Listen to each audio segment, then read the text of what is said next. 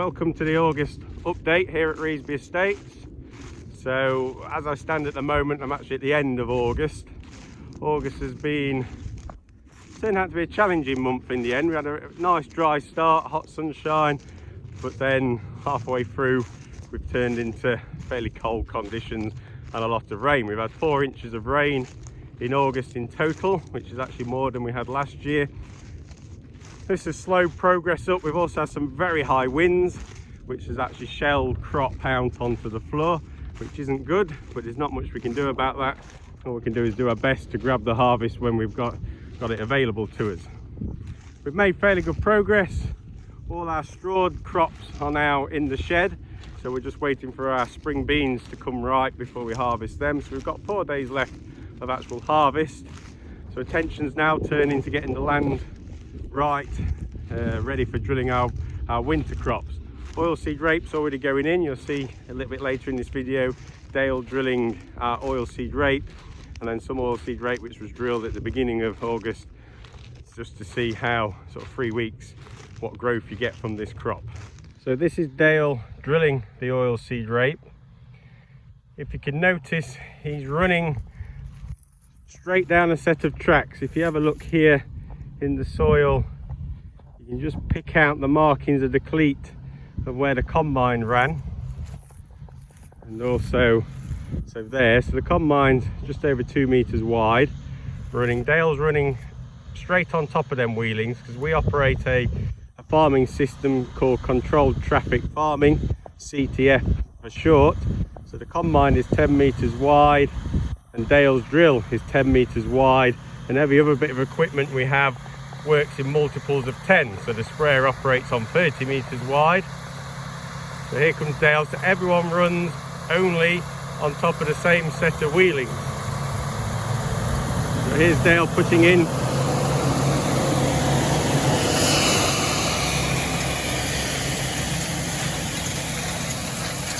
the seed and fertilizer at the same time. And then you'll see better here now he's gone through the darker patches where the wheelings have been. So every 10 meters we have a set of these wheelings, but only there. No other part of the field gets travelled on, so we get no compaction in the rest of the field, which means we can operate in a very min-tilled situation, and we are now almost 100% direct drill situation.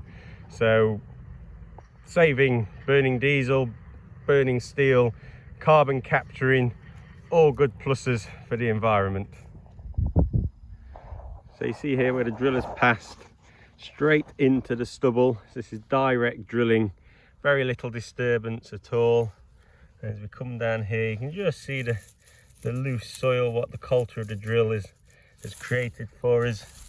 And then here is a rapeseed sat in the ground. So we're putting 50 of these seeds per meter squared, so there rarely isn't much at all. And then just here as well, this whiter looking here is fertilizer. So we're placing a little bit of nitrogen and phosphate down the spout as well with a drill, just to give the seed a kick start, just to get it going, make it get growing quickly. We need to get it growing because pests such as flea beetle are going to come and try and eat this crop, so we need to get it growing away as fast as we can. So these plots here are our trial oilseed rape trials which Agri conduct. These are, if you have a look, there's 3 rows, 1, 2, 3, and then 2 wider rows on the outside. It's these 3 rows here which they'll be combining.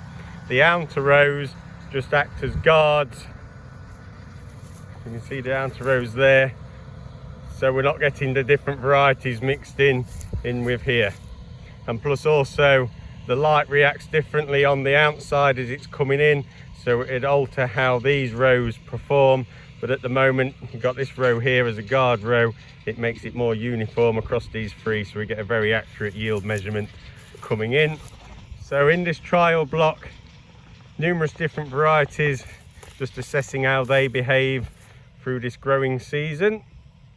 And also we've got some plots which contain what we call a companion crop. So we're assessing different mixes in with the oilseed rape, different varieties and species, to see if it benefits the rape by having them growing amongst them.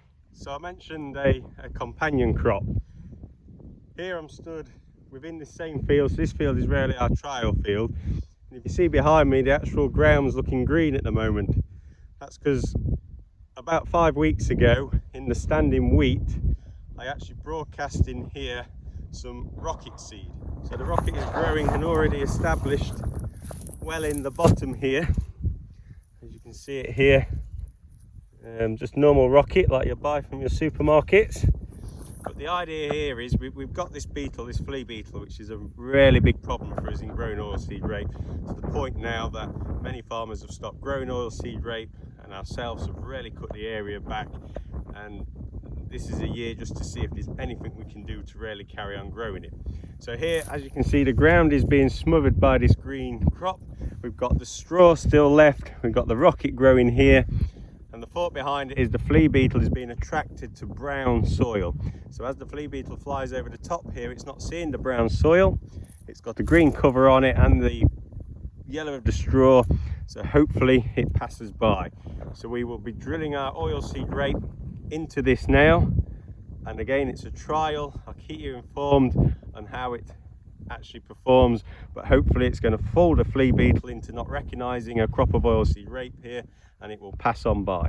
Because this is a trial, to make it accurate, as you can see to the line here, it suddenly stops. So this is the straw without the rocket in it. So this is our control, this is our standard approach.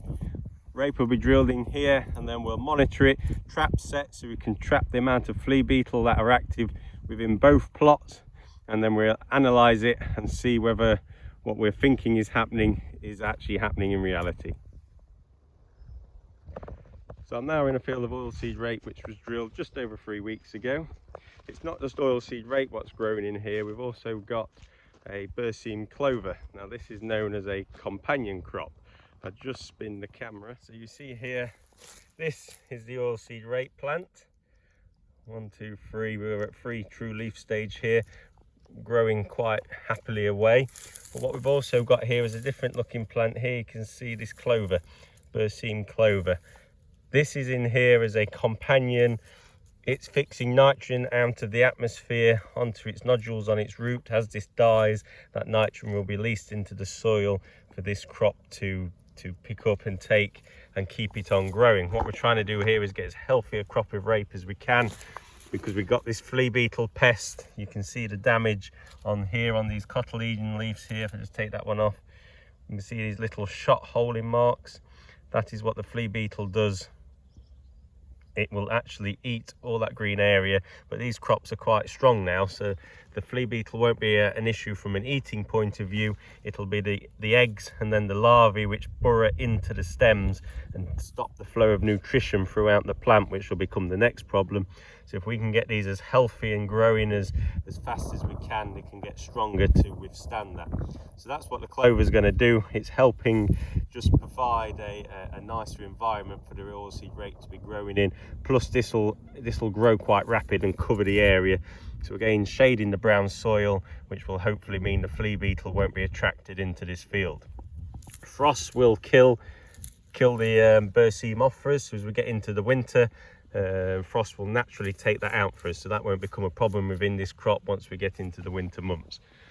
So yeah, quite a healthy looking rape at the moment. Rape's had a good start. We've had moistures, we've had heat, we've had sunlight, so we're off to a good start.